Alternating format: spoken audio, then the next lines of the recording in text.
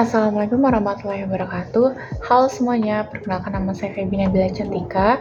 Pada video kali ini, saya akan menjelaskan terkait proses pembentukan kesan. Sebelumnya, apa sih pengertian dari kesan itu sendiri? Kesan adalah gambaran awal atau perasaan yang muncul dalam pikiran kita tentang seseorang atau sesuatu ketika pertama kali melihat, mendengar, atau berinteraksi. Kesan ini terbentuk dengan sangat cepat, bahkan hanya dalam beberapa detik, dan seringkali mempengaruhi bagaimana kita menilai atau memperlakukan orang tersebut selanjutnya. Dengan kata lain, kesan adalah apa yang muncul di kepala kita saat pertama kali bertemu atau melihat sesuatu. Contohnya, saya bertemu dengan seseorang yang baru di tempat kerja. Kemudian saya melihat dia tersenyum, berbicara dengan sopan, dan terlihat rapi. Tanpa sadar, saya langsung berpikir, sepertinya dia adalah orang yang ramah dan bisa diajak bekerja sama. Nah, ini merupakan contoh dari kesan. Proses pembentukan kesan ini, menurut buku Psikologi Komunikasi yang ditulis oleh Dr. Jalaluddin Rahmat, ada 3 proses pembentukannya. Yang pertama, stereotyping, yang kedua, implicit personality theory, dan yang ketiga, atribusi. Yang pertama adalah stereotyping. Stereotype adalah anggapan atau keyakinan yang kita berikan kepada sekelompok orang secara umum tanpa melihat orangnya satu persatu. Biasanya kita menilai seseorang hanya karena ia termasuk dalam kelompok tertentu, misalnya suku, jenis kelamin, atau ras, bukan karena sifat aslinya. Stereotip ini dapat bersifat positif maupun negatif, dan seringkali berasal dari prasangka, pengalaman pribadi yang terbatas, media, dan transmisi sosial dari generasi ke generasi. Singkatnya, stereotip ini membuat kita menilai orang secara cepat, namun belum tentu akurat. Misalnya, stereotip yang umum adalah pandangan bahwa orang Asia pintar dalam matematika, atau bahwa perempuan tidak cocok untuk pekerjaan teknis. Stereotip ini dapat mempengaruhi persepsi kita terhadap individu, membentuk prasangka, dan bahkan mempengaruhi perilaku kita terhadap mereka. Pembentukan stereotip seringkali dibentuk dan diperkuat oleh media massa dan sumber lainnya. Misalnya, dalam drama atau film, karakter perempuan cantik sering digambarkan sebagai sifat yang baik hati, lembut, jujur, penyayang, dan mudah membantu orang lain.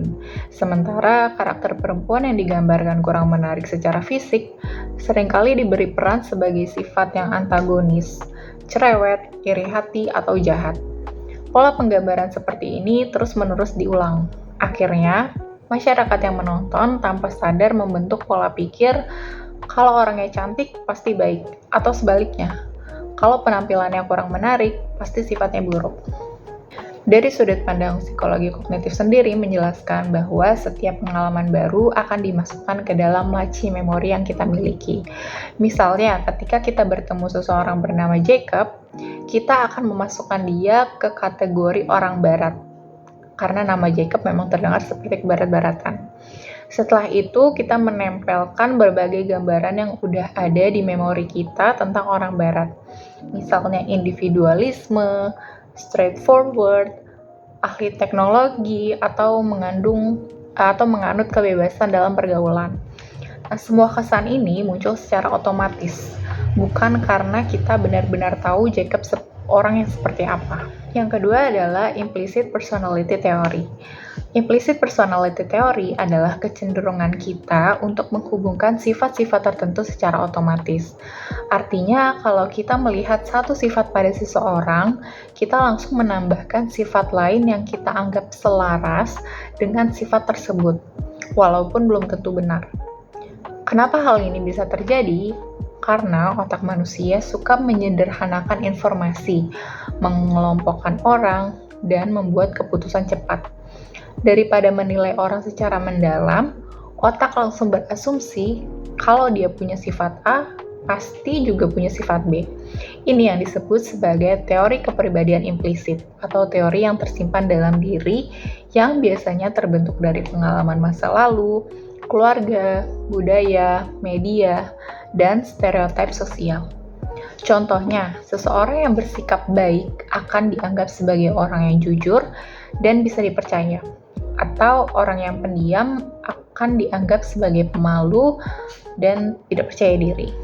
Yang ketiga adalah atribusi. Atribusi adalah proses ketika kita mencoba menyimpulkan motivasi, maksud, atau penyebab dari perilaku orang lain, hanya dari apa yang kita lihat. Misal, kalau ada orang yang tidak menyapa kita langsung menebak atau menyimpulkan dia adalah orang yang sombong atau dia sedang marah. Atribusi ini terbagi menjadi dua jenis, yaitu atribusi kausalitas dan atribusi kejujuran. Atribusi kausalitas yaitu ketika kita mencoba memahami apa yang menjadi penyebab seseorang berperilaku. Ini bisa dari faktor internal, misalnya seperti sifat, karakter, atau motivasi dari individu tersebut. Atau bisa juga dari faktor eksternal, seperti lingkungan, kondisi sekitar, atau orang lain. Selain mencari penyebab perilaku, kita juga sering menilai apakah seseorang jujur atau tidak. Ini yang disebut sebagai atribusi kejujuran. Berenberg mengatakan ada dua hal yang bisa kita perhatikan. Pertama, apakah pendapat orang itu berbeda dari pendapat umum? Kalau berbeda, biasanya kita akan percaya dia jujur. Kedua, apakah pernyataannya menguntungkan dirinya? Kalau iya, biasanya kita akan lebih ragu.